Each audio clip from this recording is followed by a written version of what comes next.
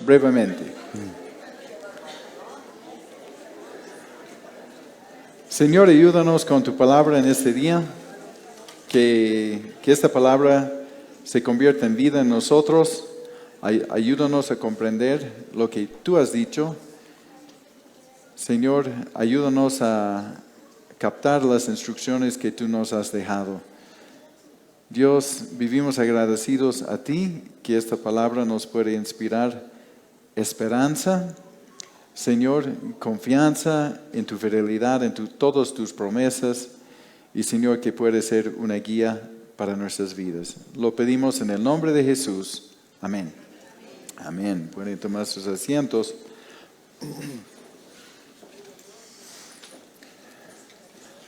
La semana anterior compartí un poco sobre el tema de la carta de Filipenses, un panorama. Y bueno, primero comencé con el primer recorrido de Pablo por Galacia con Bernabé, y después su segundo viaje, confirmando las congregaciones en Galacia, pero ya lanzándose a Europa por la primera vez, a Filipos. Ahí vimos que él fue encarcelado, Dios dio el milagro de un tremendo terremoto, le soltó de la cárcel y bueno, han dejado una comunidad de fe en Filipos muy fuerte, pero había mucha oposición. Entonces ellos salieron y ellos hicieron la caminata de unos 150 kilómetros con un par de paradas para llegar a Tesalónica. Y cuando llegaron allá, después de su salida de la cárcel milagrosa y después de todo lo que ha hecho, primero, como era su costumbre, llegó a la sinagoga. Él decía primero a los judíos. Entonces nos indica en Hechos capítulo 17 este relato de cómo quedaron ellos ahí 3 días de reposo, entonces por lo menos 3 semanas, un mes, antes de levantar una persecución tremenda. Antes de tener que salir de este lugar por la persecución, se convirtieron tanto judíos como gentiles, pero se levantaron también judíos que oponía del mensaje del Mesías. Entonces, cuando llegó a Tesalónica, desde las Escrituras explicó y demostró que era necesario que Cristo padeciera y resucitara de entre los muertos y que Jesús es el Cristo. Y bueno, y por ese mensaje algunos creyeron, otros no, y se levantaron un alboroto. Y es impresionante que tan poco tiempo estuvo en Europa, en Filipos y llegando a Tesalónica, tenían la fama y ellos decían, ellos que trastornan el mundo entero, también han venido acá. Tenían la reputación de haber trastornado todo, han vuelto las cosas de la cultura y todo, ha volcado todo. Y han tenido un tremendo impacto. Y bueno, fueron acusados de desobedecer los decretos de César, diciendo que hay otro rey, Jesús. Y por eso el alboroto, por eso la persecución intensa, y tuvieron que huir de la ciudad. Cuando llegamos a esta carta, es la primera carta que tenemos. No tenemos idea de cuántas cartas ha escrito Pablo, solo sabemos cuántas cartas tenemos nosotros de él. Pero esa es la primera carta que tenemos de él, que él, después de una parada en Atenas, llegó a Corinto, y desde Corinto él escribió esta carta a los tesalonicenses. Estaba junto con Silas o Silvano, es la misma persona, y Timoteo, su gran discípulo. Y esta carta está dividida en una forma especial y tiene 3 oraciones, uno en el comienzo, uno en el medio y uno al final por ellos. Y comienza la carta con una oración de acción de gracias por la obra de Dios por medio de ellos, en ellos y por medio de ellos, por la fe de ellos. Les alaba por la fe de ellos, y esta fe se convirtió en obras por amor de ellos, que convirtió en un trabajo y un trabajo misionero, y la esperanza que les dio una constancia a pesar de la persecución, porque ellos sí escaparon de la persecución, Pablo, Silas y Timoteo, pero dejaron los nuevos creyentes con todo esta persecución. Entonces no voy a tratar de leer menos versículos que en los otros y no hacerlo tan largo, pero solo estamos dando un vistazo, porque podríamos hacer un estudio versículo por versículo que valdría la pena, pero solo quiero que vemos esta carta y las lecciones que podemos aprender, y puse por título Vidas transformadas en Tesalónica. Primera de Tesalonicenses, versículo 5, capítulo 1, versículo 5 al 10 nos dice en esta versión: por cuanto nuestro evangelio no llegó a ustedes solo en palabras, sino también en poder y en el Espíritu Santo y en plena convicción, ustedes saben de qué manera actuamos entre ustedes a favor de ustedes. También se hicieron imitadores de nosotros y del Señor, recibiendo la palabra en medio de gran tribulación, con gozo del Espíritu Santo, de tal manera que han sido ejemplo a todos los creyentes en Macedonia y en Acaya. Porque la palabra del Señor ha resonado o ha sido divulgada desde ustedes, no solo en Macedonia y en Acaya, sino que también su fe en Dios se ha extendido a todo lugar. De modo que nosotros no tenemos necesidad de decir nada, pues ellos mismos cuentan de nosotros la buena recepción que tuvimos por parte de ustedes y cómo ustedes se convirtieron de los ídolos a Dios para servir al Dios vivo y verdadero, y para esperar de los cielos a su Hijo, a quien resucitó de entre los muertos, a Jesús, quien nos libra de la ira venidera. Comienza después de su oración, de dar gracias por ellos y expresar su amor hacia ellos, de que la palabra que ellos compartieron llegó con el poder del Espíritu Santo, cosa primordial para que cualquiera pueda captar lo que Dios quiere decir. Y por eso dice que este evangelio no fue solamente un evangelio de palabras, no era un noticiero, no era solamente información, era poder del Espíritu Santo que llegó, la forma en que llegó esta palabra, y tenían la plena convicción de moverse. Acuérdense cuando tenían el mandato en Hechos 1:8 de que cuando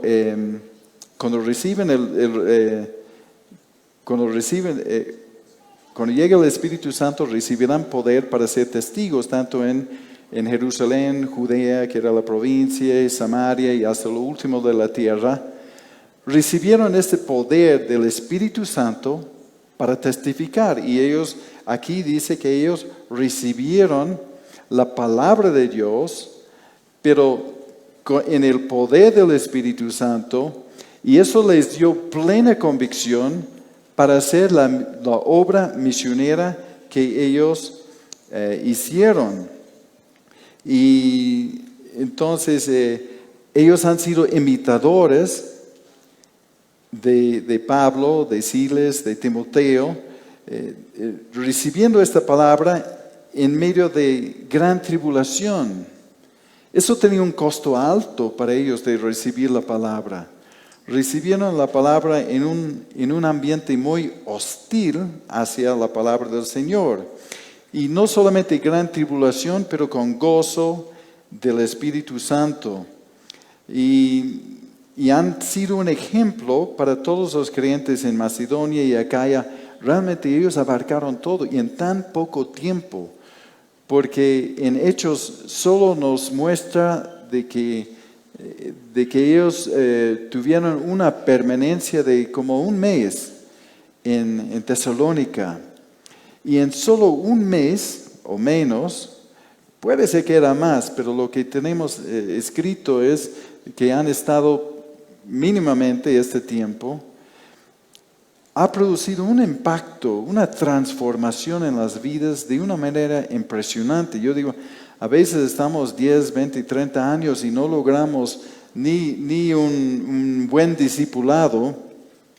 Y ellos en 3 semanas tenían personas tan comprometidas, dispuestos a dar su vida por el Evangelio y con tal amor como Pablo, siguiendo el ejemplo de Pablo y sus compañeros, de estar dispuestos a dar su vida por amor. Eran motivados por amor, por la urgencia de dar su palabra a las personas que no conocían el Señor. Entonces han sido imitadores y sufrieron gran tribulación, estaban en medio de gran tribulación, pero con gozo del Espíritu, plena confianza, realmente conversiones reales, ¿no? Y dice que la palabra del Señor se ha divulgado desde ellos, no solo en Macedonia, en Acaya, las provincias grandes, sino su fe en Dios ha extendido a todo lugar. Y de recibir la palabra de este grupo que han sido acusados de trastornar el mundo entero, ellos también han ido trastornando todas las cosas, volcando todas las cosas de su paganismo y todo ello, ¿no? Entonces, por eso Pablo dice, no tenemos necesidad de decir nada, solamente confirmar de que lo que han hecho era muy bueno. Como en Filipos, tampoco él tenía un reclamo como en algunas otras cartas reclamando el comportamiento de los hermanos. Él más bien les está felicitando y recibiendo gran consolación por la palabra de ellos, ¿no? Por el comportamiento de ellos. Y como era natural, ellos se convirtieron de los ídolos a Dios para servir al Dios vivo y verdadero. Se convirtieron de los ídolos porque ahí adoraban los dioses griegos, los dioses romanos, tenían sus templos para esta adoración, y entonces realmente pagaron un costo muy alto. Su fe no era simplemente un levantar la mano, un repetir una oración y todo tranquilo, no. Ellos realmente decían que con eso ya mi vida no tiene mucha seguridad de cuánto voy a vivir o cuánto va a sufrir. Pagaron un precio, se convirtieron, que era un paso, eran transformados, vidas transformadas, por eso el título. ¿Y por qué? Y en el versículo 10 nos dice, para esperar de los cielos a su Hijo, a quien resucitó de entre los muertos, ¿no? Quien nos libra de la ira venidera. En tan poco tiempo han recibido la instrucción de la segunda venida del Señor, y lo tenían tan claro, y claro que su esperanza era una venida eminente o muy pronto, pero de todos modos la esperanza en la venida del Señor, el retorno del Señor, cambió sus vidas, cambió sus prioridades y estaban dispuestos a dejar todo porque han dicho que esto estamos de paso aquí, entonces vamos a entregar todo para eso, ¿no? Y nos dice que de esperanza en el Hijo de Dios que vendrá del cielo, que resucitó de entre los muertos para comprobar que era el Hijo de Dios y quien nos libra de la ira venidera. Creo que a veces cuando hablamos de la salvación, creo que las personas no tienen idea de qué han sido salvados, ¿no? Uno diría, bueno, como de unirse a una religión, una membresía con una religión y adoptar, digamos, las prácticas de una religión. Pero aquí están conscientes de que la paga del pecado es la muerte y si no van por el camino de Cristo, no tienen la más mínima posibilidad de estar en la presencia de Dios y de ser salvados. Entonces, cuando hablamos de la salvación, cuando realmente entendemos nosotros de que el Señor nos libró, eso debe provocar en nosotros cierta transformación en todo aspecto de prioridades y de valores y de todo, ¿no? Entonces, ese convertirse de los ídolos llevaba un gran costo, porque con eso ya el aislamiento de sus amigos, la hostilidad de sus familiares, la dificultad en encontrar trabajo, y eso fue la situación desde Jerusalén, ¿no? Uno se convierte a Cristo, no puede vender sus productos, a los que no cristianos, no puede conseguir un trabajo, su negocio va fracasando, y por eso había la necesidad de vender las cosas, y hablaban de propiedades y todos para soportar y apoyar todas esas personas que llegaron de su peregrinaje para Pentecostés, se convirtieron, se quedaron en Jerusalén porque era la única iglesia. Entonces por eso había tanta necesidad, porque los hermanos sufrían. Y bueno, eso sucedía en todo lugar. En ese último tiempo con mi esposa ya pasamos mucho tiempo viendo el tema de la iglesia perseguida, ¿no? En YouTube solamente tiene que poner iglesia perseguida y tendrá bastante información sobre la China, sobre Irán, específicamente esos dos lugares. Hemos visto un montón de testimonios y también de judíos, los judíos que abrazan el Mesías y cómo son marginados de sus familias, cómo están prácticamente botados de su familia por aceptar a Jesús como el Mesías. Entonces, podemos decir que, bueno, eso de la persecución fueron en los tiempos de Jesús y los discípulos 2000 años atrás, pero hoy en día mueren cualquier cantidad de cristianos por su fe. Actualmente hay cualquier cantidad de cristianos que están en cárceles y que están sufriendo tortura y solamente tienen que renunciar a Cristo para apaciguar todo, y no lo hacen. Entonces, realmente una conversión en otros lugares, la conversión a Cristo realmente tiene un costo. Escuché el pastor Francis Chan que estuve en la India y estaba con hermanos que realmente recibían y experimentaban mucha persecución, y él ha visto tantos testimonios y la fidelidad y el amor de los creyentes y su entrega, y él ha dicho, ¿y no hay iglesias nominales aquí con cristianos nominales? Ha dicho, ¿por qué? ¿Para qué uno va a arriesgar su vida para alguien que no cree? ¿No? ¿Para qué alguien va a pagar un costo para alguien para algo que realmente ni cree? ¿No? Entonces no entraba ni la figura de la idea para ellos de una iglesia nominal. Y bueno, eso es lo que pasaba en Tesalónica. Pero esas vidas fueron transformadas, dispuestos a pagar el costo, y me impresiona de cuán rápido han sido transformadas esas vidas y cuánto impacto han tenido creyentes de 1 mes, 2 meses, 3 meses, 1 año, 2 años. No, porque esa carta creo que llegó dentro del periodo de 1 año y estaban ahí abarcando todo lado con el Evangelio, sabiendo que les iba a costar. Y después, a la continuación de la carta, Pablo habla de da una reseña de su relación con ellos y cómo llegó a Tesalónica, de su relato de Filipos, de la cárcel, de la persecución, también del avance del Evangelio.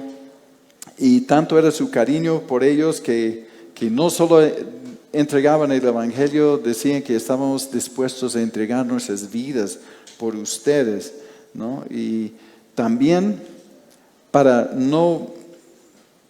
por la cultura y el testimonio, porque en esa cultura habían personas ambulantes que venían con nuevas ideas y doctrinas y todo, y se ponían en las plazas y tenían don de oratorio y todo ello. Entonces, la gente, como tenía curiosidad de escuchar cualquier otra cosa, entonces les pagaban dinero, ¿no? Les daban dinero para su entretenimiento con el nuevo conocimiento. Entonces, en esa situación, Pablo ha dicho, no, nosotros no vamos a tomar dinero, nuestra motivación no es esa. Entonces, ellos decían que nosotros trabajábamos con nuestras manos días y noches para no ser carga para la iglesia.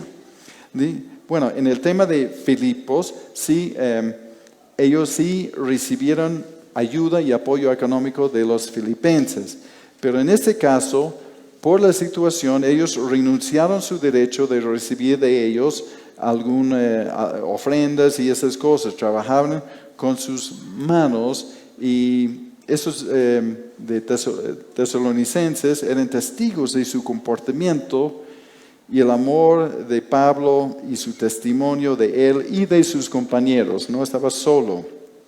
Por eso Pablo podía decir, sigan mi ejemplo, ¿no? Y llegamos al versículo 13 de 1 de Tesalonicenses, 13 y 14, voy a leer, que dice: por esta razón nosotros también damos gracias a Dios sin cesar, porque cuando recibieron la palabra de Dios que oyeron de parte nuestra, la aceptaron, no como palabra de hombres, como lo que es de veras, la palabra de Dios, sino como lo que es de veras. No lo aceptaron la palabra como si fuera de hombres, sino como lo que es de veras, la palabra de Dios. ¿Quién obra en ustedes? Los que creen, porque ustedes, hermanos, llegaron a ser imitadores de las iglesias de Dios en Cristo Jesús, que están en Judea, pues también ustedes han padecido las mismas cosas de sus propios compatriotas como ellos de los judíos. Ellos recibieron la palabra de Dios. Cuando Pablo y sus compañeros compartían la palabra de Dios, ellos decían, Dios está hablando, Dios tenía un mensaje para nosotros. Por eso su entrega, y por eso imitaban a Pablo y sus compañeros en el sufrimiento, y como compartían la persecución y el sufrimiento de los judíos, y también compartían el mismo sufrimiento de Jesucristo que vino para dar un mensaje por el bienestar de ellos, pero que fue un mensaje que para muchos fue rechazado. Entonces lo recibían como la palabra de Dios, y eso es lo que transformaba su vida, y eso es lo que puede transformar nuestras vidas. Realmente debemos meternos con esta palabra, pero leyendo esta palabra, pidiendo la ayuda del Espíritu Santo y pidiendo a Dios que Él nos hable a través de este libro. Y Dios le complace contestar esta inquietud de uno, ¿no? Los que buscan a Dios en esta palabra le va a encontrar. ¿no? Si busca información, tal vez no, pero si busca el autor, sí. Nadie va a quedar defraudado que busca a Dios de veras, ¿no? Entonces, y también cuando Pablo está hablando de que habían padecido las mismas cosas, probablemente tenía todavía las heridas frescas, ¿no? De lo que ya recibió los azotes y todo de Filipos. Entonces, ellos recibieron la misma cosa.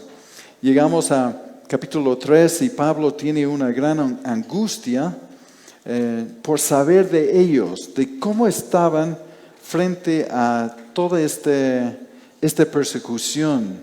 Tiene una gran inquietud.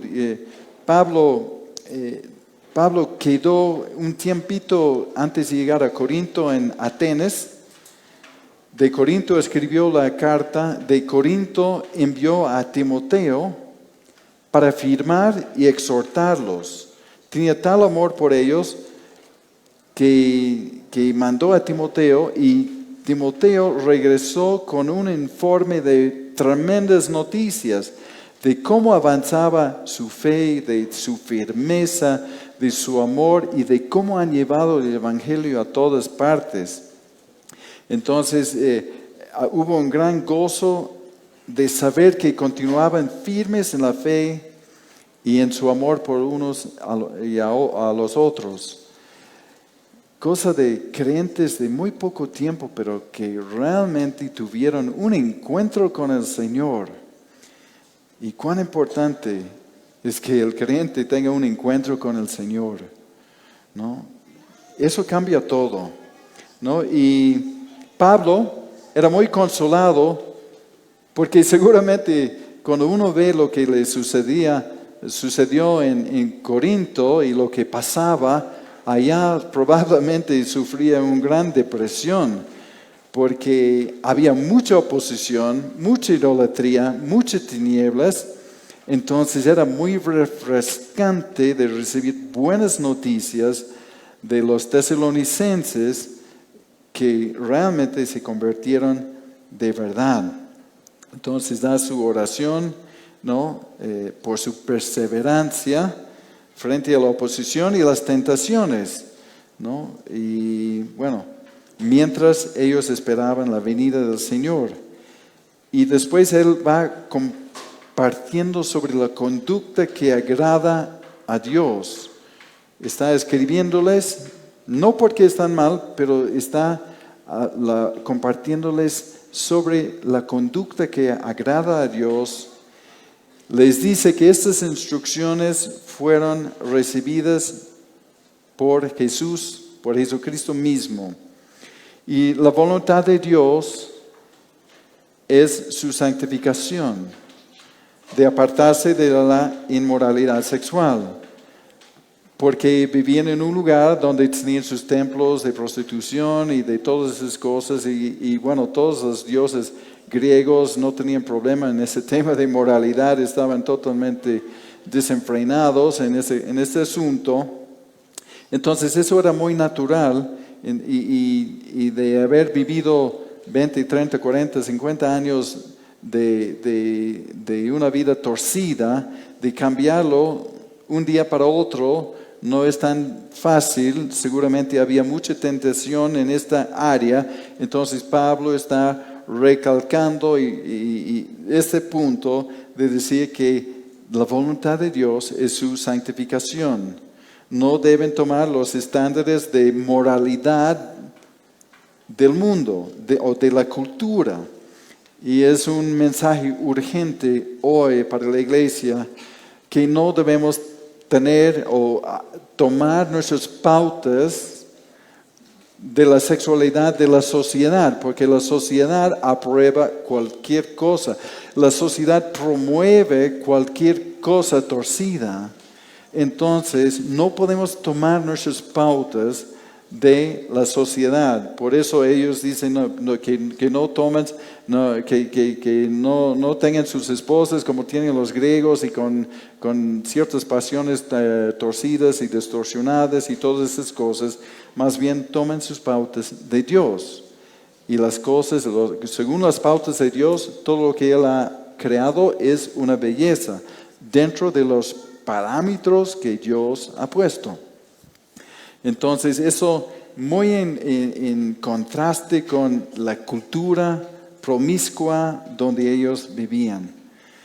También les hablaba de compromiso al amor y servicio, más bien para reforzarles, porque ha dicho, ustedes ya están haciendo esto, ¿no? De amar a unos a los otros. No hubo necesidad de decirle, pero sí es bueno recordarnos, y nosotros muchas veces estamos aquí haciéndonos recordar de las cosas que ya sabemos, pero que tenemos que escuchar vez tras vez para ayudarnos a conducirnos conforme a la voluntad de Dios, ¿no? Procurar vivir en tranquilidad, de ocuparnos en nuestros propios asuntos, trabajar con las propias manos y de ser conocidos por personas confiables que trabajan duro, ¿no? Luego nos llega la parte de la carta del capítulo 4, versículos 13 al 18, quizás es uno de los temas cuando hablamos de primero de Tesalonicenses, debe ser uno de los temas que es más investigado sobre esta carta, sobre la esperanza futura del regreso de Jesucristo. Y por eso dice, no ignoren eso, no debemos ignorar esta esperanza. Y son palabras de consuelo y de aliento. Algunos piensan, porque los tesalonicenses creyentes preguntaban, ¿y qué pasa con los creyentes que han muerto antes de la venida de Cristo? ¿Qué va a pasar con ellos? Y algunos piensan que tal vez algunos han muerto recientemente, seguramente algunos han muerto recientemente, algunos creen que algunos han muerto recientemente como mártires por su fe. Y la pregunta de los tesalonicenses era, ¿y qué pasa con ellos?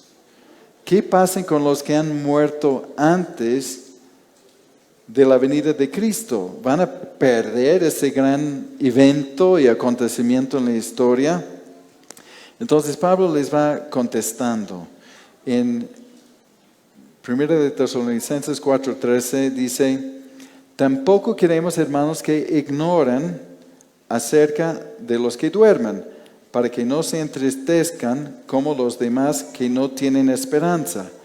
Los que duermen desde el Antiguo Testamento y también en el Nuevo, para creyentes, significa los que han muerto, los que duermen, los que han muerto, ¿no? Entonces, en las pocas semanas que Pablo estuvo con ellos, hizo énfasis en un pronto regreso de Jesús.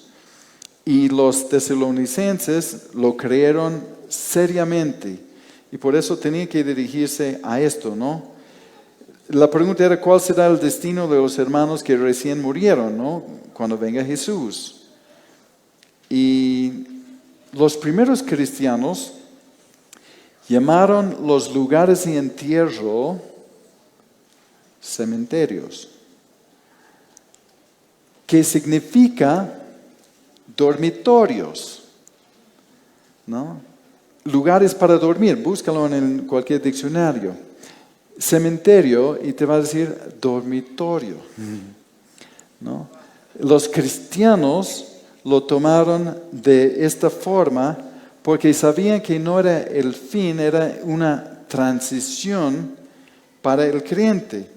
Pero la Biblia nunca describe la muerte de un no creyente como dormir, porque ellos tienen otro destino. Ellos no tienen esperanza. No hay la promesa de un descanso. Ya no es que están en mejor lugar, ya están en paz. No hay consuelo para el no creyente. Y por eso es serio. Por eso ellos sabían cuando Pablo decía que esperaban la venida del Señor,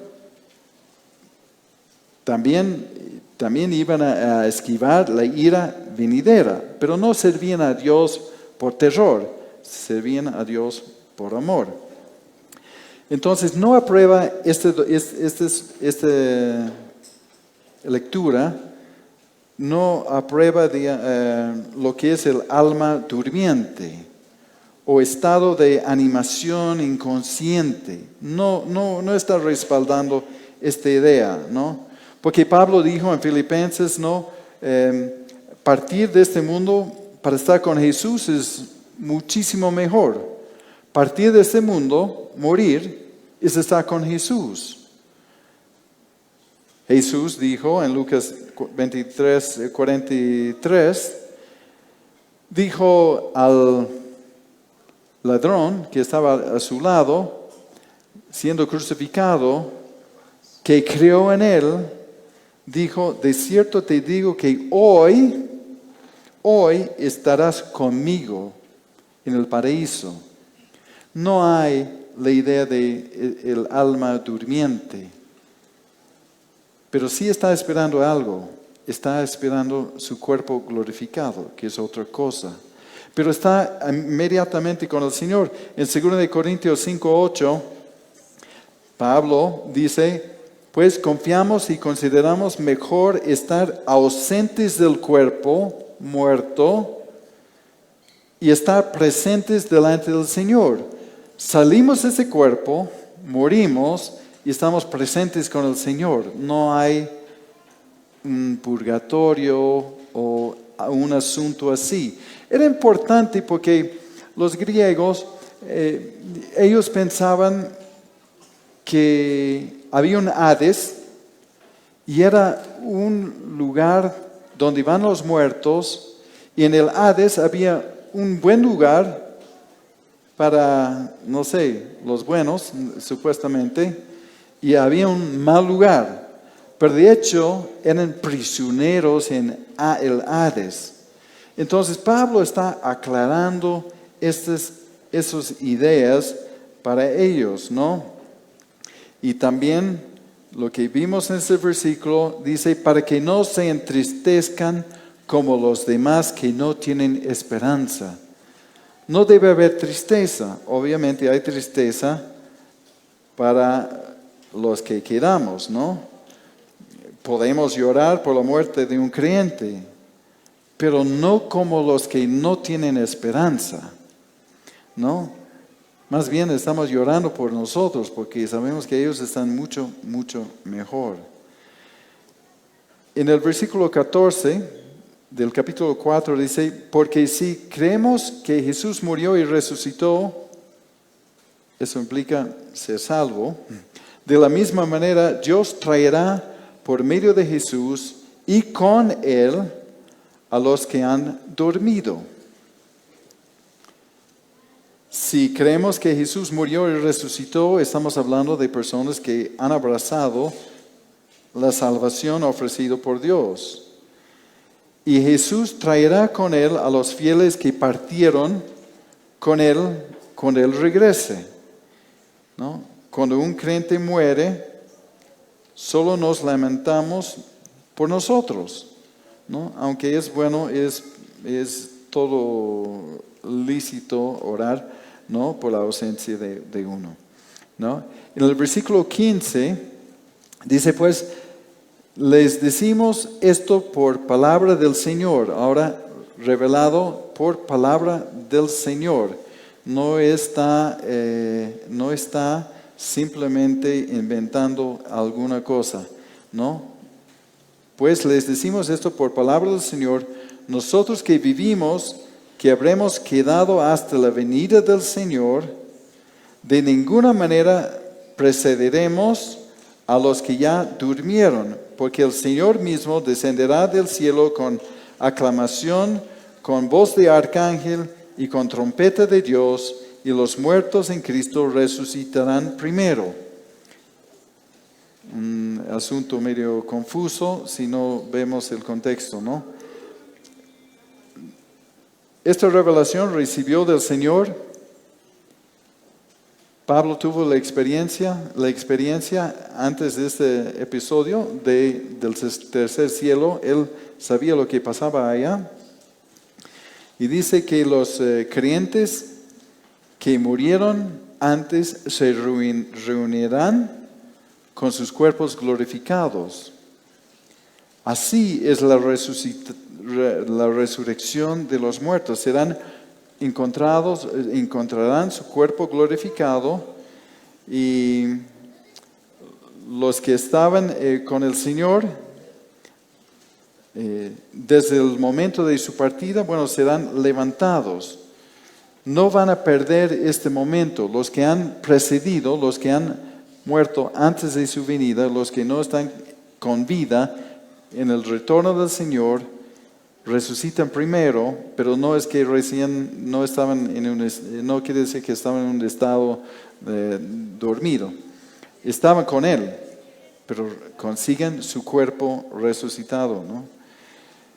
Y serán levantados y no van a perder ese momento glorioso de su venida. Y eso era la pregunta. ¿Van a perder eso? No. Y luego los creyentes que vivimos, dice que seremos arrebatados, ¿no? Y entonces en el versículo 17 dice: luego nosotros los que vivimos y habremos quedado, seremos arrebatados juntamente con ellos en las nubes para el encuentro con el Señor en el aire, y ahí estaremos siempre con el Señor. Y sé que es un debate teológico y todo lo demás, y no importa, no es un gran problema si no estamos de acuerdo en eso, pero no es que el rapto va a ser un asunto silencioso, porque nos dice que el Señor viene de los cielos, descenderá con aclamación o proclamación, con voz de arcángel, con trompeta de Dios. No va a ser un asunto escondido, ¿no? Entonces va a ser una cosa bastante pública, no va a ser una desaparición, digamos, en secreto, ¿no? Entonces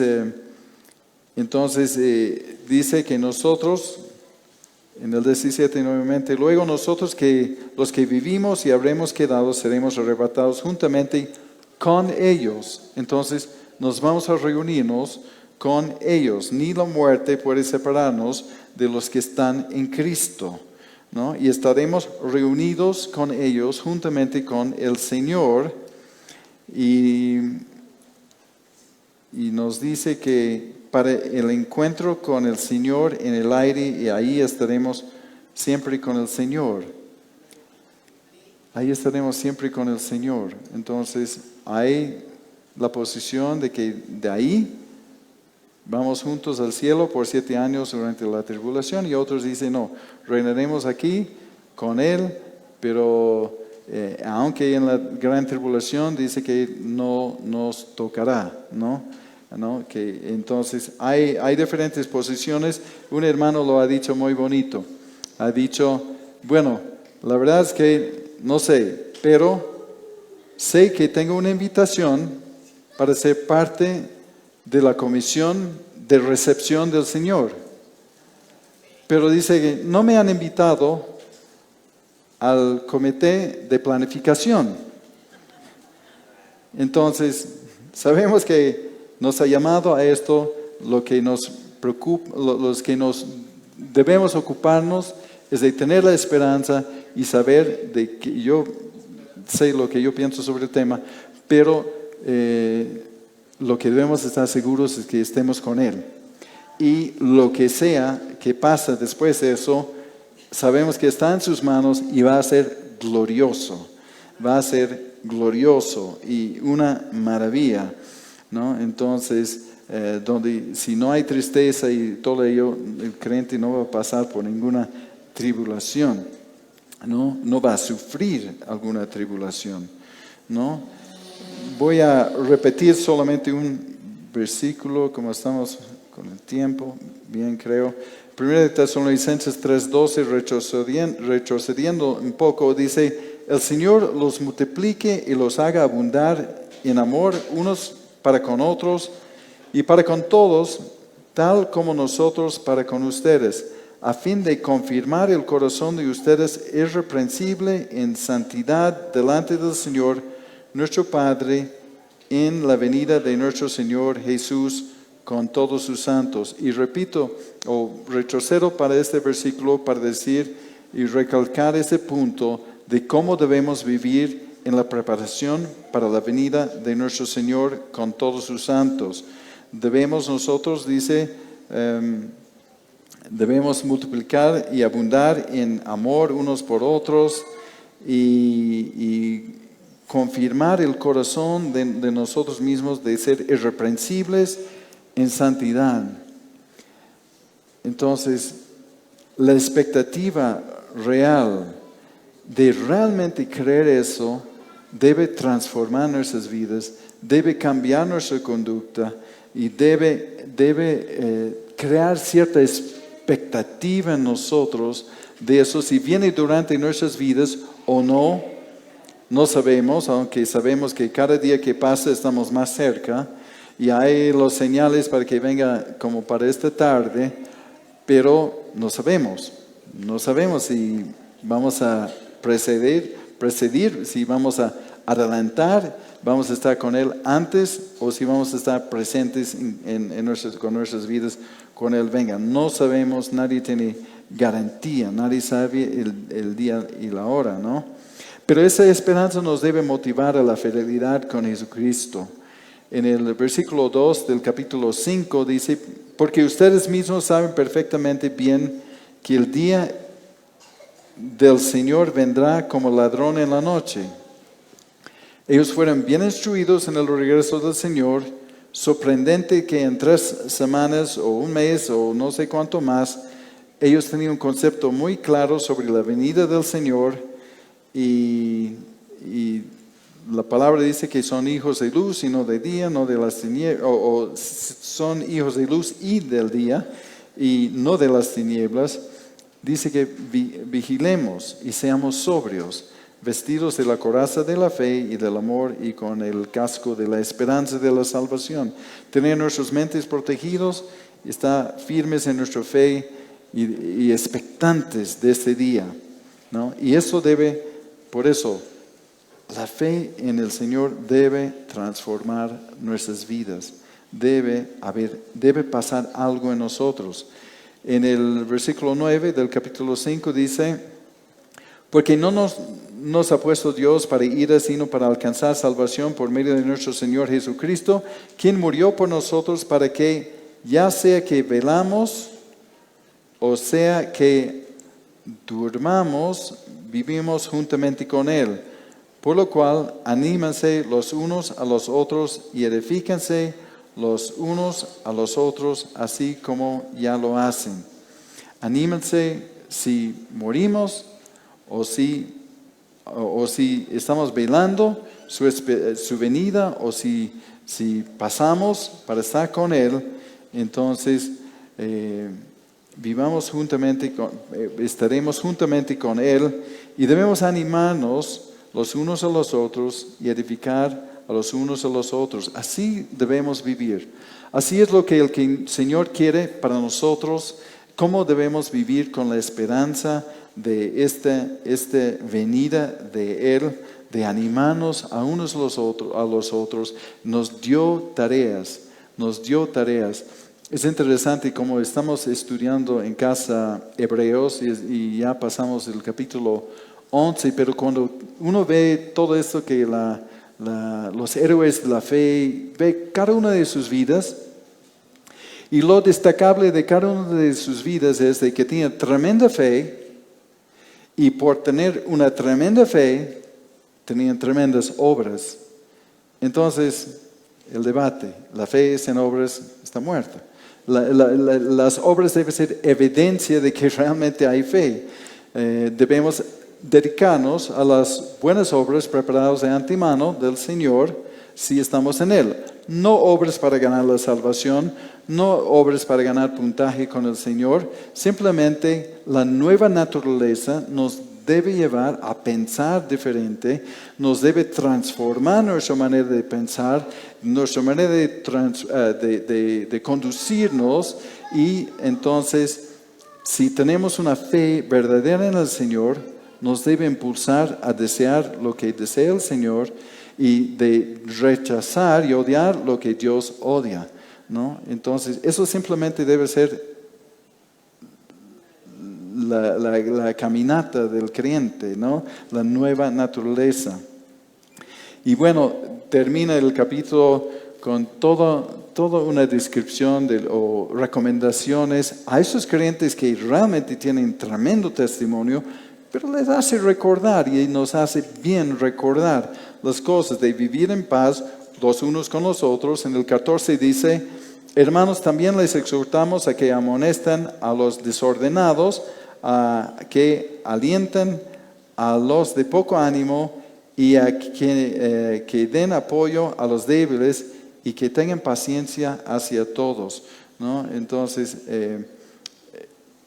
habían personas desordenadas porque han dicho, no, que el Señor viene, entonces ¿para qué voy a trabajar? Y bueno, es un tema para el segundo de Tesalonicenses. Pero había gente con vidas desordenadas diciendo, bueno, el Señor viene, no me dedico a nada, no hago nada, y entonces solamente espero volar con Él. Y entonces le da toda una lista de recomendaciones. Dice: no devuelvan mal por mal, procuren siempre lo bueno los unos para los otros, estén siempre gozosos, oren sin cesar, den gracias en todo, porque es la voluntad de Dios. Uno puede leer eso en el último capítulo de 1 de Tesalonicenses. No apaguen el Espíritu Santo, no menosprecien las profecías, examinen todo, retengan lo bueno, apártense de toda apariencia del mal, ¿no? Entonces habla de la conducta del creyente, y esos creyentes realmente tenían vidas transformadas que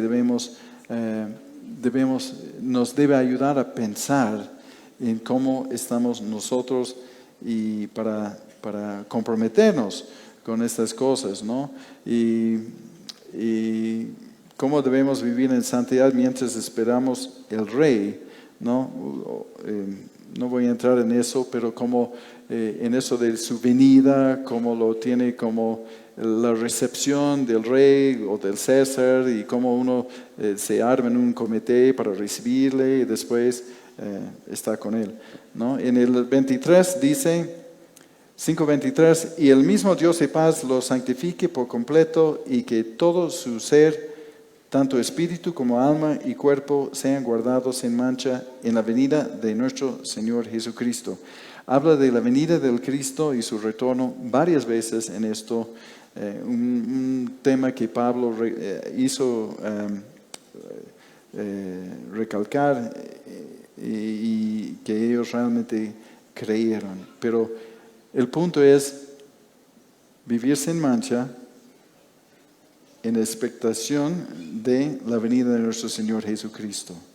Entonces, simplemente viendo lo que vimos, que los evangelistas, Pablo, Silas, Timoteo, dice que trastornaron el mundo entero, y en tan poco tiempo hubo una tremenda respuesta al evangelio para producir un cambio radical, ¿no? Como repaso. Su respuesta al evangelio produjo un cambio radical. Creyeron la palabra, dejaron las costumbres y los ídolos atrás, que no habrá sido tan fácil, ¿no? Yo sé que algunos han sufrido esto cuando han ido botando estucos y cosas de sus papás, y después armaron todo un lío, ¿no? Por haber tomado una decisión de ir en contra de la religión de la familia, ¿no? Esos tenían un tremendo amor, fidelidad, testimonio, evangelismo, a pesar del costo, ¿no? Vidas transformadas. Tomaron el retorno de Cristo en serio, ¿no? Y Pablo y ellos eran muy consolados de saber de su testimonio, y bueno, eso nos ayuda a saber cómo ordenar nuestras vidas, y cómo para nosotros pensar de que esta palabra de 3 semanas, un mes o no sé cuánto tiempo, produjo un cambio radical y a veces estamos 30 años con la palabra y todavía no hay nada de radical, ¿no? Eso es para mí también, ¿no? Pero simplemente es saludable abrir heridas y es saludable pensar y ser honestos y decir, ¿qué estamos haciendo? ¿No? ¿Qué estamos haciendo? ¿No? Cuando uno ve la persecución de los hermanos alrededor del mundo, uno dice, estamos nosotros viviendo en Disneylandia, ¿no? Estamos en otra cosa. Y bueno, no es que pedimos persecución, aunque la persecución hace marchar la iglesia de manera un poco más saludable, ¿no?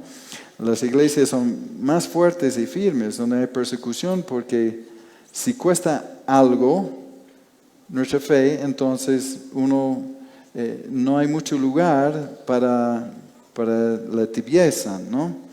Entonces, por ese mensaje de resurrección, el poder del Espíritu Santo que está en nosotros, el testimonio de Pablo y sus compañeros, y esta esperanza realmente transforma las vidas. Y bueno, por eso la pregunta, ¿qué significa convertirse a Cristo? ¿Qué significa convertirse a Cristo? Es especial convertirse a sus deseos, reconocer que Él es el Señor, Él es el Rey, Él que pone las pautas, Él es el que pone las reglas y todo ello, ¿no? Y que este cambio sea un tremendo testimonio, ¿no? La mejor propaganda para el Evangelio son nuestras vidas transformadas, ¿no? Es la mejor propaganda para el Evangelio. No quiere decir que no tenemos que hablar, pero la mejor propaganda son nuestras vidas, ¿no? Y uno debe saber, y bueno, sabemos que estamos yendo en contra de la cultura. Sentimos un poco más la persecución porque cuando decimos que no es bueno que se casen 2 hombres, 2 mujeres y todas las cosas torcidas que quieren y están enseñando a los niños en los colegios y todas esas cosas, sabemos que ya cuando no estamos abrazando la corriente del mundo, entonces ya nos causa ciertas tensiones y va a causar más y más, ¿no? Ver los hermanos que son botados del Facebook, de YouTube y todo porque han hablado en contra de cosas totalmente perversas, ¿no? Entonces estamos viviendo en contra del corriente, ¿no? Del mundo. Entonces, bueno, y creo que he saltado el versículo del 4:18 de Filipenses, que aliéntense a unos a los otros con estas palabras. Aliéntense. Eso no es para condenar, eso es para decir, vamos adelante. Pero tenemos un buen modelo aquí y podemos sacar lecciones de eso y que Dios nos hable y que Dios nos ayude. Pueden ponerse de pie y vamos a orar, pedir de ayuda al Señor.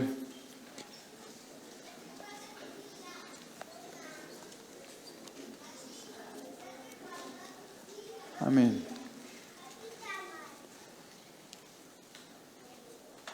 Amén, amén. Vamos a colocar nuestros corazones y nuestras mentes en el Señor.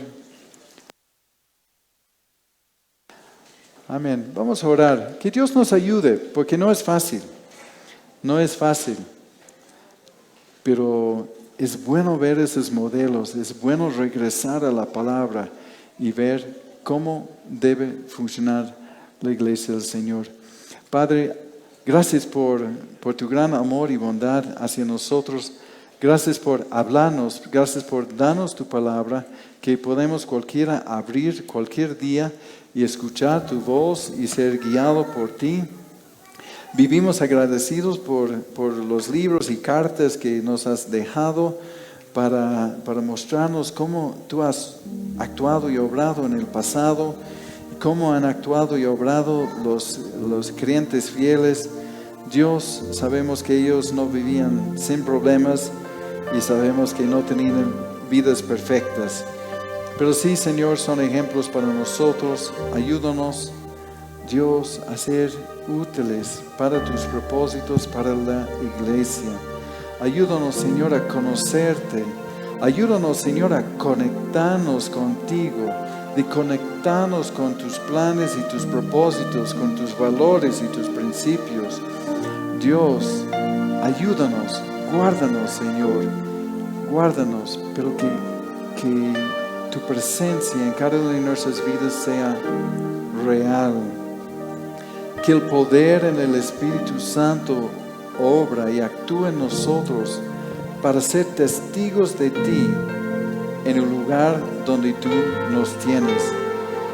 Te amamos, Señor, te bendecimos, te decimos que tú eres el Señor, que tú eres el Rey, el Gobernador, el Jefe. Ayúdanos, Señor, a recibir y ser guiado por tus instrucciones todos los días.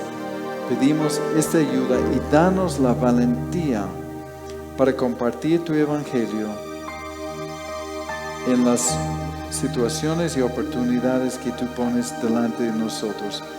Danos discernimiento.